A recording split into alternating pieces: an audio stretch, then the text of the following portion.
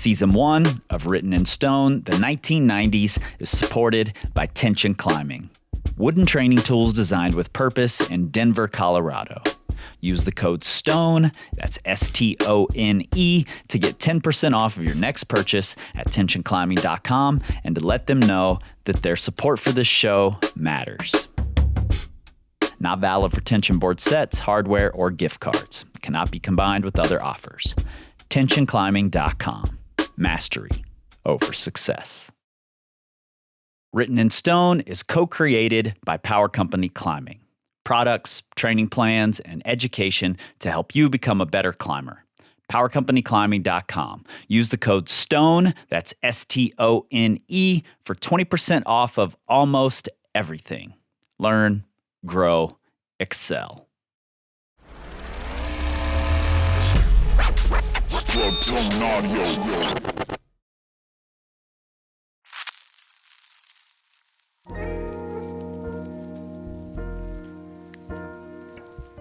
After reaching critical mass on Gilbert Tribu's infamous 14A, Lynn Hill established herself as a catalyst in the nuclear reaction of the 90s climbing scene.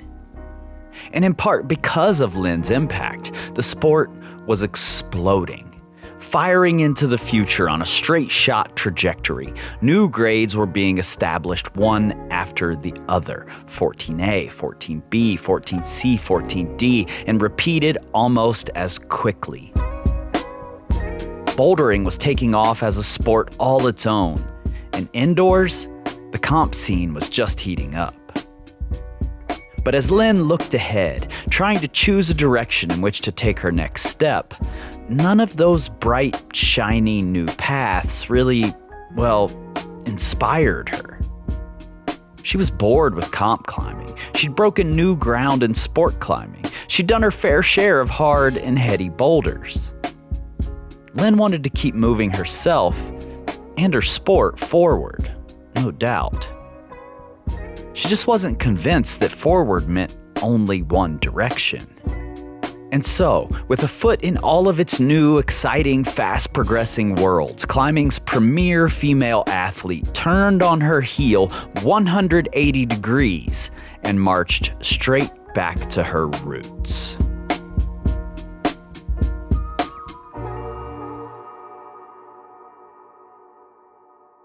I'm Chris Hampton.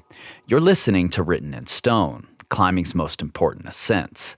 This is Season 1, the 1990s. 1, 2.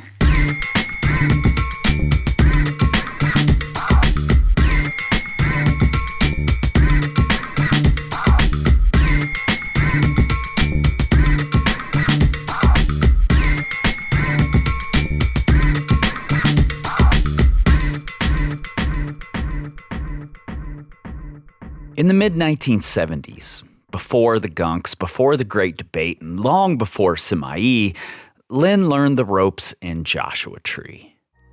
Between the athleticism she'd honed through gymnastics, her eagerness to excel in the sport, and perhaps most important, her ability to keep her cool, Lynn wasn't just a tag-along.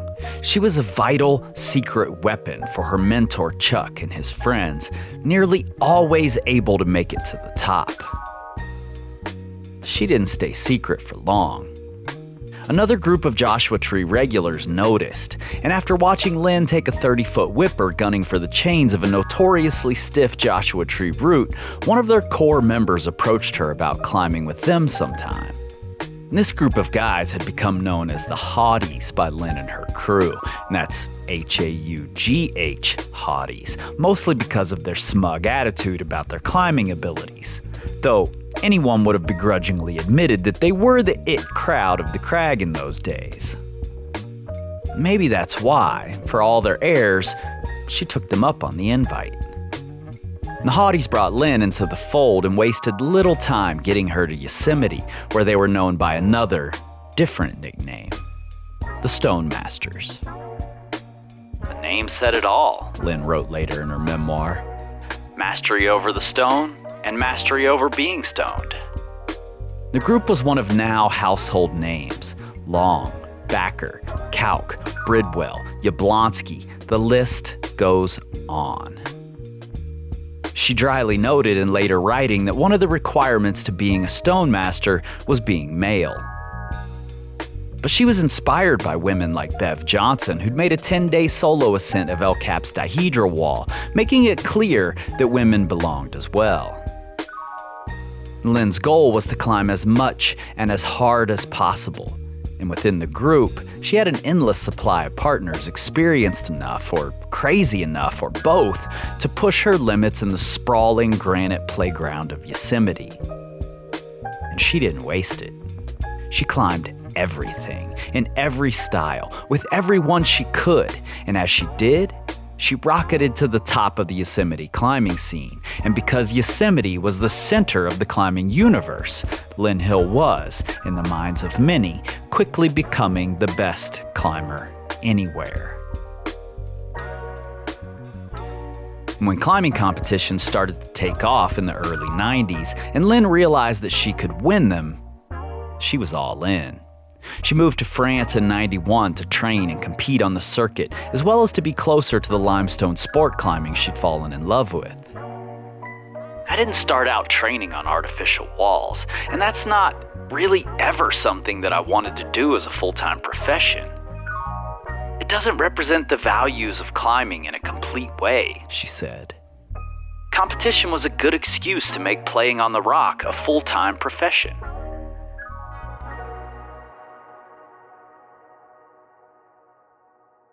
And by 1992, she'd won over 30 international titles, including 5 Arco Rockmaster competitions. She'd paid her dues, she'd secured her sponsors, she'd gotten her name out there. And it was time for other things. Not new things, necessarily. No, she was looking for old, made new. A way to push the style of climbing she first loved into the future. She missed trad climbing. She missed the big walls. She missed those long days in Yosemite. Hell, maybe she even missed the Stone Masters. She just needed a worthy objective. Looking to brainstorm, she called up her old friend John Long. He didn't disappoint.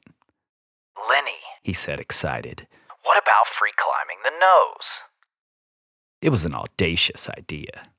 The nose is the most prominent line on the most prominent feature in all of Yosemite Valley.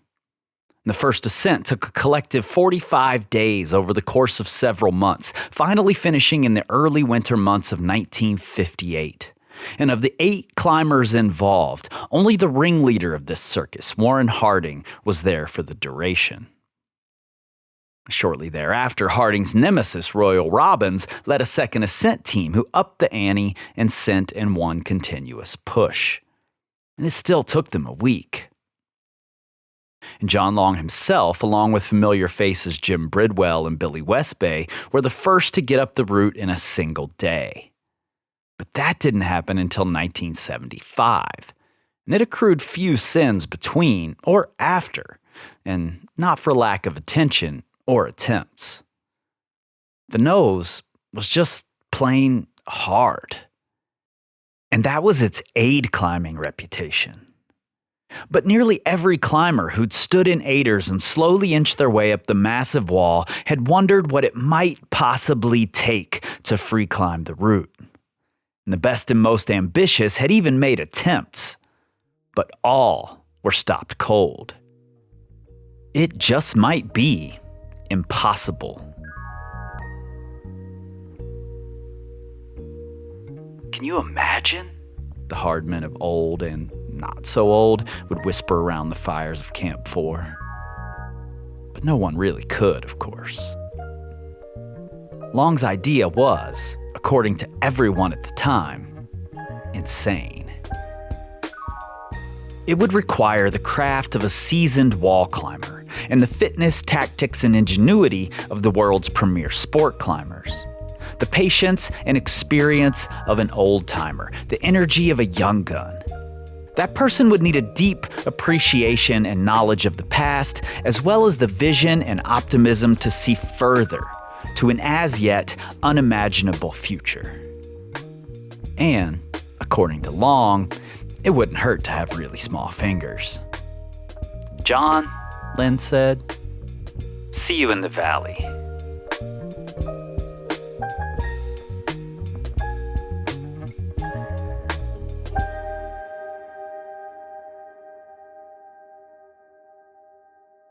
We'll be right back. I get it. You want to climb harder and better. Yeah, me too. I mean, damn near everybody wants to. Well, our friends at Tension Climbing understand this desire, and they know how to help you get there.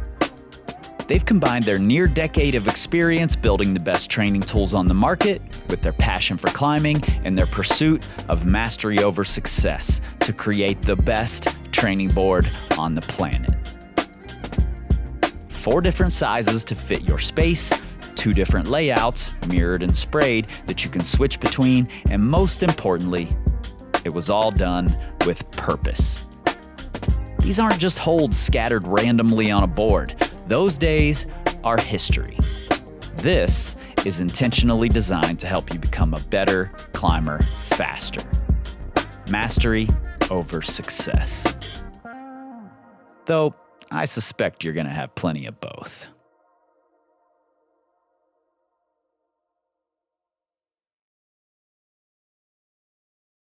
September 16th, 1993. The valley's silent and blanketed in the darkness of a new moon, though morning is fast approaching. Over 2,000 feet above the floor, a single pinprick of light suddenly, quietly, clicks on.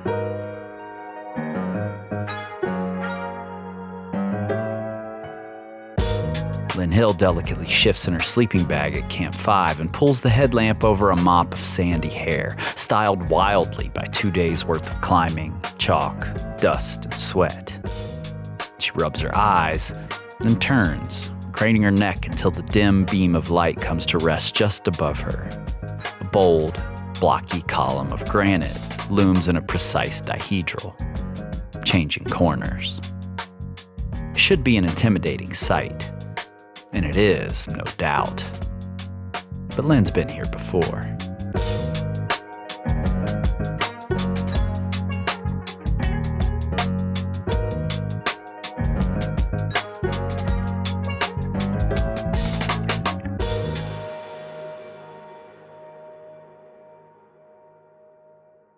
After a conversation with Long, she wasted no time in preparing to give the objective her best shot. Coming off of a successful competitive season, she built upon her existing fitness with a grueling training regimen aimed at maximizing endurance, both physical and mental. And in 1992, Lynn joined friend and renowned speed climber Hans Florine on one of his many nose-in-a-day speed missions to scope out the route and assess the options and challenges for herself. The pair sprinted up the wall in 8 hours, and for all but 2 pitches, Lynn was confident a free climb would be fairly straightforward. The great roof and changing corners, though, would require ingenuity of a revolutionary degree.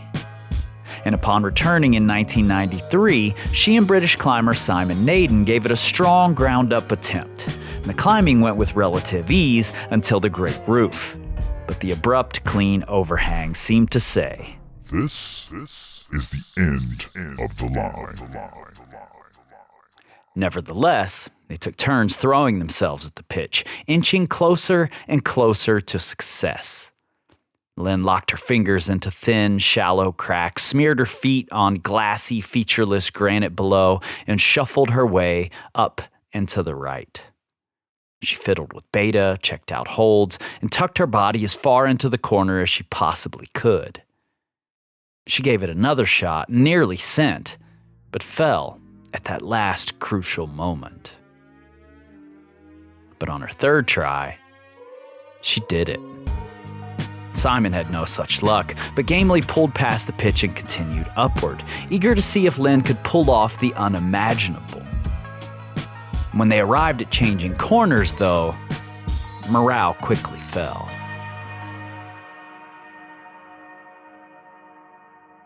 smooth geometry of the slick dihedrals and sharp arêtes almost certainly held a secret.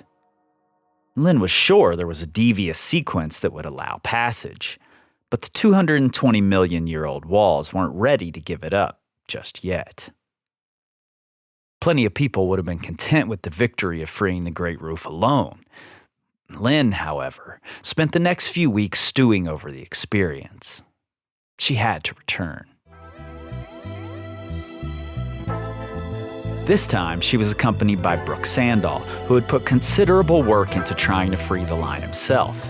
Back in 1991, he had replaced many of the aging anchors and figured out the final, steep, wandering pitch through Warren Harding's bolt ladder. They started up the wall on September 14th, 1993. Again, the going was smooth until arriving at the Great Roof on the night of the 15th. And on her first attempt of the day, she slipped and fell, maybe a little too amped up. But that is rock climbing. And she knew what to do. Years later, Tommy Caldwell would prove that freeing the pitch wasn't dependent on finger size, but in the moment, Lynn leveraged her every advantage. She wedged her nails into that impossibly thin finger crack, feet smeared flat on the wall below, neck craned to the side to accommodate the rock ceiling above, and refused to let go.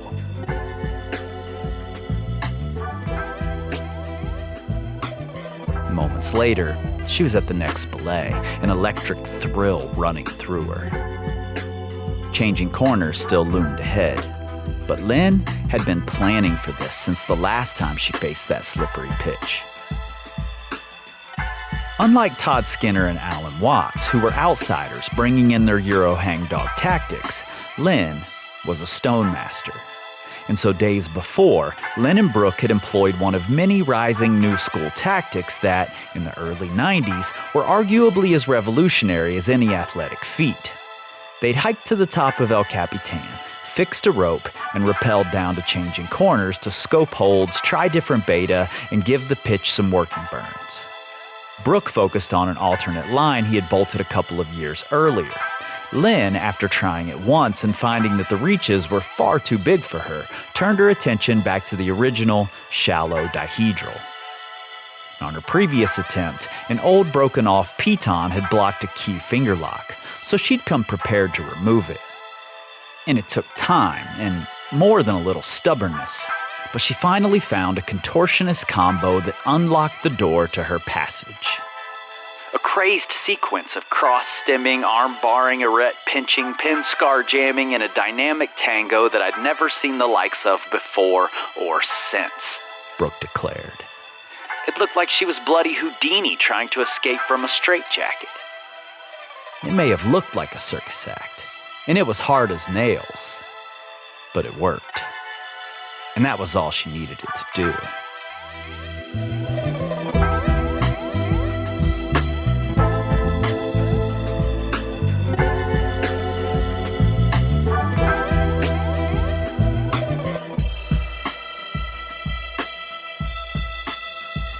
In the dark, silent hours of the morning of the 16th, Lynn's headlamp catches the beginning of that final gauntlet, the only thing standing between her and her goal. For most, the pressure would be crushing. But in those pre-dawn moments, Lynn felt a sense of peace and settled confidence. And the night before, curled up in her sleeping bag high on the wall, she dreamed about that pitch. And in her dream, she'd sent.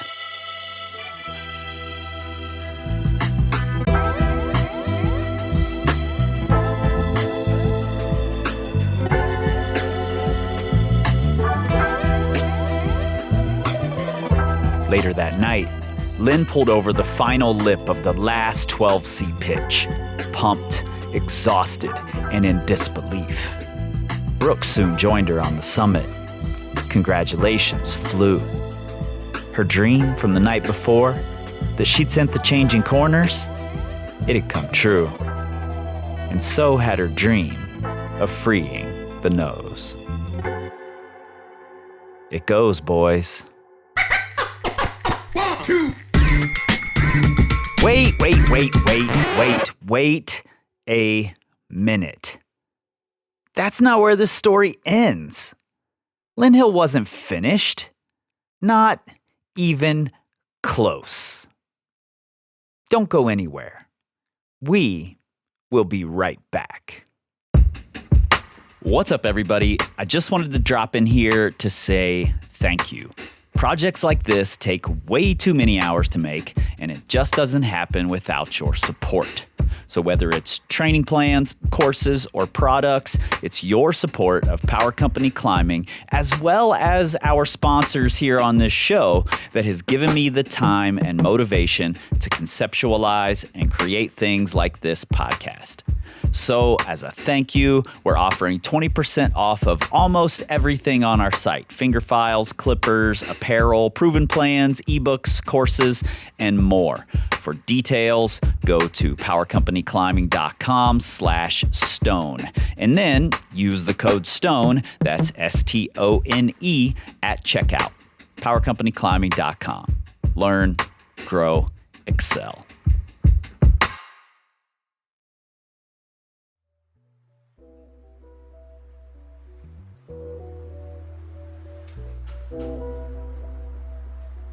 One year and 5 days later, by the light of a full moon, Lynn Hill was dressing her knot at the base of El Cap once again. Her friend Steve Sutton adjusted the straps on his backpack, stuffed with a day's worth of food, water, and extra chalk. He double-checked his belay device, probably with a grin. He'd forgotten it the last time they'd tried this. For a moment, they waited, anticipation palpable. They watched the time, counting down the seconds. 3, 2, 1. At exactly 10 p.m., Lynn started up. She breezed her way through mostly 5-10 pitches, settling into a rhythm by the time she reached Sickle Ledge at the top of pitch 4. The comfortable curving ledge marks the start of the steepness and would normally serve as a natural break spot. This is where the climbing really began, and where the southeast and southwest faces of El Capitan come together to create the standout feature of the wall: the sweeping, light-catching prow of the nose. For Lynn, this wasn't a time to rest. She gave Steve, jogging behind her, a nod and continued on her way.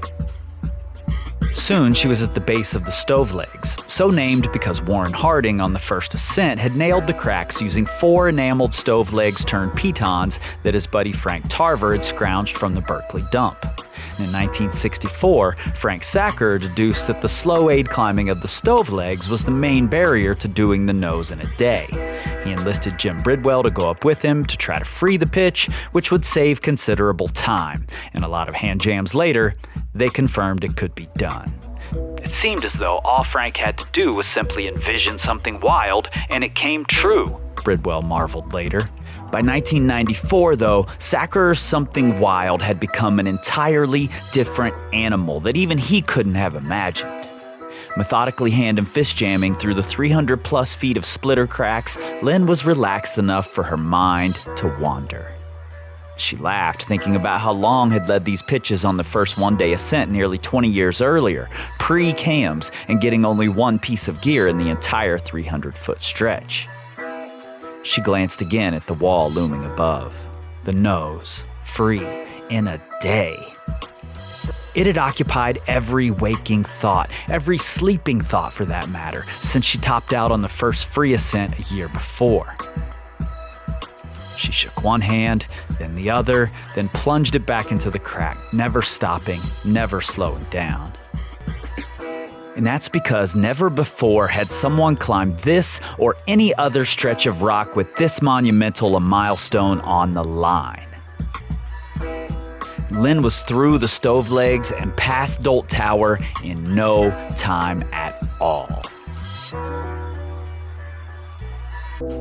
The tower's namesake, Bill Dolt Fuhrer, had sat in the meadow with Harding and glassed the wall, helping to find the line when it was still just a dream, and had accompanied Harding in those initial forays. Lynn wondered what he might have thought if he could see her now, flying up the route. Focused on moving quickly through a 5'9" fist crack, out of the corner of her eye she caught a glimpse of El Cap Tower, and it sparked a memory of her first time up the nose, a 3-day, mostly A descent with Mari Gingery and Dean Fidelman in 1979. She looked wistfully up towards Texas Flake, Boot Flake, and the King Swing, all icons of the route. But for her current objective, she'd opt instead to take a left across the Jardine Traverse. Ray Jardine, who pioneered this alternate route, dreamed of a moderate route up El Cap that he was already calling numero uno, and when his traverse turned out to be an impossibly difficult face, he simply shrugged, grabbed his chisel, and created a 511. He realized his error not long after, and remorsefully abandoned the project altogether. However, chipped or not, the section was the key to avoiding the unfreeable King Swing pendulum above. I wonder what it was like before it was chipped, Lynn thought, quickly picking her way across to join the grape race, a variation pioneered years earlier by big wall legend Charlie Porter and one of her heroes, Bev Johnson. But with no way to know and the most difficult climbing ahead, she put it out of her mind, taking a moment on the small perch of Eagle Ledge, the target of the King Swing for aid climbers, to rechalk and take a breath before launching into yet another 5'10" pitch. Years earlier, aid climbers had bolted a traverse that shaved a little time off of Harding's original method. Lynn would free climb across this traverse at 5'12", and it would later bear her name. With no haul bags to get snagged on the many features, she moved quickly up and left across the gray bands and found herself at Camp 4, the top of the 17th pitch, at 8:30 a.m. She was over halfway up the wall in just over 10 hours, but the beginning of the hard climbing loomed just above her. The Great Roof. But that could wait a few minutes. Camp 4 may be a poor bivvy spot, but after climbing all night, it made a perfectly good power nap spot.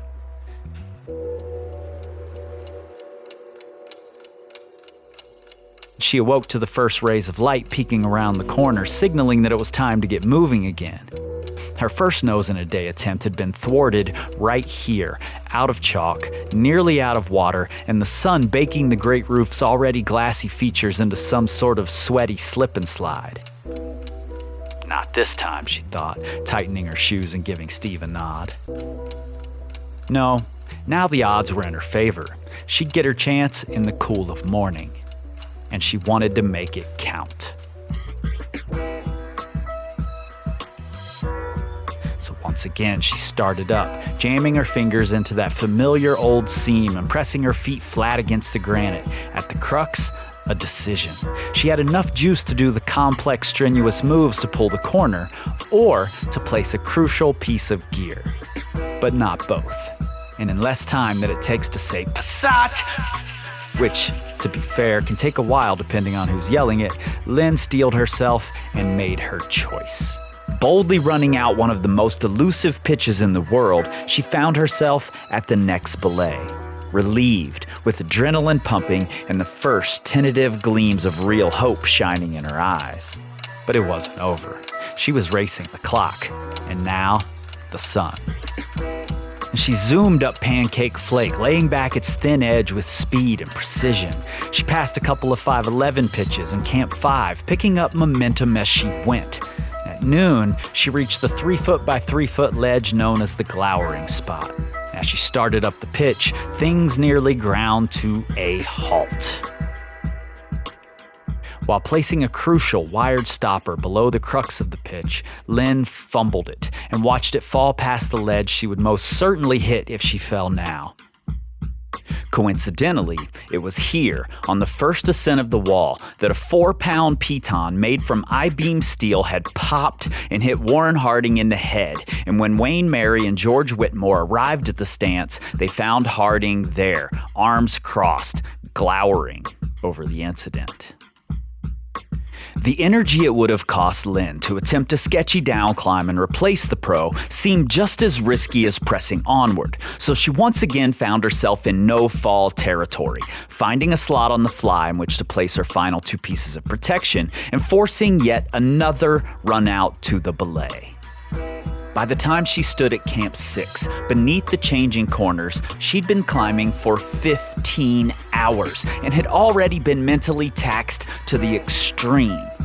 With the wall now fully in the sun and facing a pitch that relied heavily on friction and with limited energy stores, Lynn gambled. She and Steve settled onto Camp 6's ledge for a well-earned 5.5-hour rest, waiting for shade to overtake them once more. Dozing off and on, the anxiety of her goal keeping her restless, she was ready to begin again as soon as the sun set. But the ancient granite was still holding on to the heat. One foot slip and then another brought her first falls of the day. And on the next attempt, a sequence error left her hanging on the rope again. She felt her stomach clench with doubt. She lowered, took a breath, and put her game face on, building the pressure. She stepped onto the wall and immediately slipped off of the difficult opening moves. But the pressure fell away as well, and she was able to commit fully to what was right in front of her. I've made it this far, she thought. No way I'm failing now.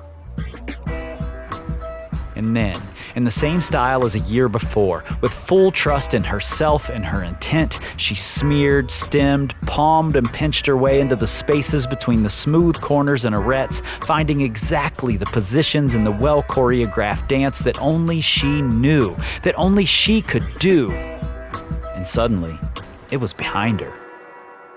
But with 400 feet to go and only a few hours remaining in the day, there was no time to waste. She stemmed and jammed through mostly sub-511 terrain in a maze of dihedrals, steadily advancing with unwavering resolve. And just as the light was disappearing from the valley, she arrived at the base of that final, overhanging pitch.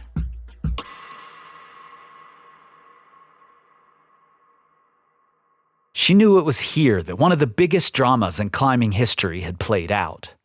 On the first ascent, Warren Harding had hammered and hand-drilled for 15 straight hours through the night, 28 bolts, desperate after so many days on the wall and enduring a terrible storm to just get to the damned top. And decades later, with the same dogged determination displayed by Harding but with world-class climbing skills born of a new era, Lynn Hill stood in that same spot. The final roof jutted out above her, its form blocking the stars.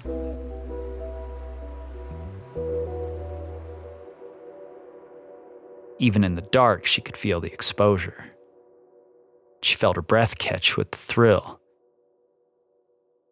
And for one moment, she allowed herself to look back instead of forward.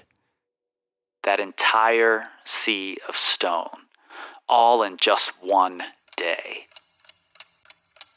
She checked her watch. Almost 9 p.m. She turned her attention back to the granite before her and with encouragement from Steve used every last bit of strength she had to fight the fatigue on the overhanging 12C guarding the summit. One hand, then the other, grabbed the final hold. Her body trembled both from the fatigue and the excitement of achieving the impossible. Her right foot moved high onto the shelf and she gently rocked her weight onto it, scrambling up the final few feet of slabby granite. And on September 20th, 1994, 23 hours after she first stepped onto the wall, Lynn Hill stood there, on top of a dream, looking down at the valley that had helped shape her. She knew what she had done was special, historic, monumental. What she didn't know is that at that moment she was altering and shaping the dreams of generations of climbers to come, both men and women. Because now, we all know that it goes. 1, 2.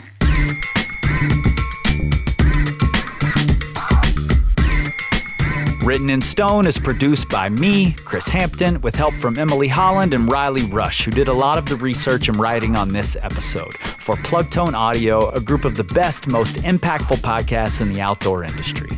At the link in your show notes, you'll find all the things you expect, and probably some you don't, including a film directed and produced by Lynn Hill herself about her two earth-shattering ascents of the nose. And look, this show is 100% rooted in the facts, but like Todd Skinner always said, never let the truth get in the way of a good story. And seriously, if you love what you're hearing, give us those 5 stars and a glowing review. The algorithm loves it, which means more people find it, which means sponsors will love it, which means we can make a season 2, and together we can tell the stories of climbing's most important ascents, 1 decade at a time.